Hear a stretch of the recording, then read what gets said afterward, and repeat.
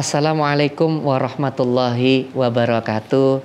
Kawan suara Surabaya yang dirahmati Allah. Dulu ketika saya membaca ayat surat Al-Mulk ayat 15 ini ada kalimat wa kulu mir rizki, dan makanlah dari sebagian rizki. Saya sampai bertanya-tanya, lu setelah kenapa sih kok sampai ada istilahnya anjuran untuk makan? Oh, nggak usah dianjurkan saja, kita tetap makan kok. Kenapa sampai Allah itu menganjurkan kita untuk makan? Saya yakin semua di antara kita tuh senang makan, tapi kok sampai ditulis di Al-Quran? Saya baru tahu jawabannya ketika di salah satu channel YouTube itu ya, saya lihat videonya Gus Bah, beliau bilang seperti ini. Ada loh orang jadi kekasihnya Allah, jadi waliullah gara-gara makan. Saya kaget, kok bisa? Gak masuk akal, orang makan terus jadi waliullah, jadi kekasih Allah, kok bisa gitu kan ya. Kalau ada orang jadi waliullah gara-gara sholat tahajud, wajar, susah soalnya. Ada orang jadi waliullah karena sabar, wajar, susah karena ada orang jadi waliullah karena menyentuh yatim piatu tiap hari, wajar, karena kayak gitu tuh susah. Nah ini kok jadi waliullah karena makan, ini saya kaget.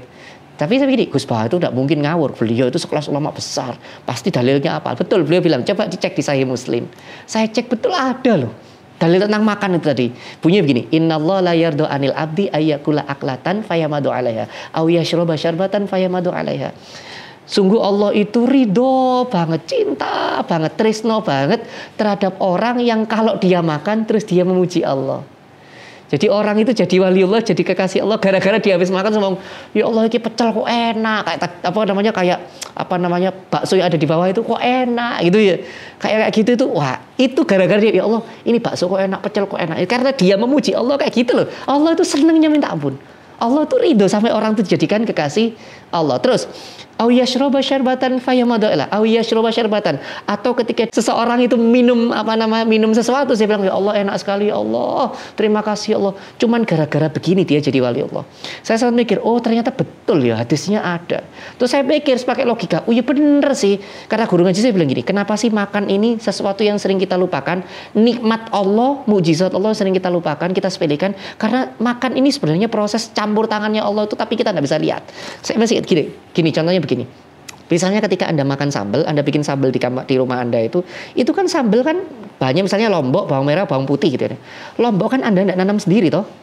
Itu yang nanam misalnya orang Tulungagung gitu kan ya. Dari Tulungagung nanti diantarkan ke pasar di Surabaya, dari Surabaya ke rumah jenengan. Artinya ada proses panjang, lombok itu bisa hadir di rumah Anda. Itu kan campur tangannya Allah. Kalau Allah bilang misalnya, naudzubillah min dzalik ya, misalnya ini suatu saat Tulungagung banjir misalnya, terus lombok entek, nah kan Anda dapat lombok toh, tidak bisa bikin sambal. Nah itu ya. Terus misalnya bawang merah gitu kan ya, bawang merahnya gitu misalnya solarnya habis, akhirnya ada terkantar loh kan, Anda tidak bisa bikin sambal toh.